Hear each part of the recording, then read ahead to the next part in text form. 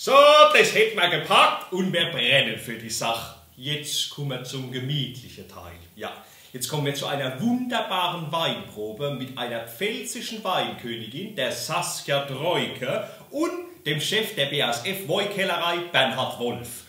Zwei profunde Kenner entführen euch in die Welt spannender Weine. Ja, habt ihr euer Weinprobierpaketgericht und die Gläser auch? Dann kann's losgehen, ihr Leute. Aber bevor wir loslegen, sage ich euch noch, wie ihr testen könnt, ob ihr Corona habt oder nicht. Ganz einfach, ihr schenkt euch ein schönes Glas Wein ein, dann riechen wir dran. Dann, zweiter Punkt, schmecken.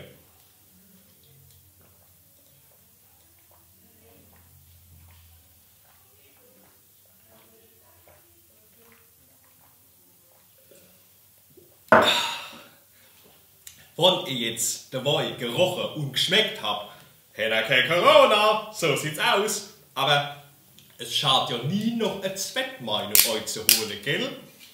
In dem Sinne, ihr Lieben, ich wünsche euch jetzt viel Spaß bei der Weinprobe.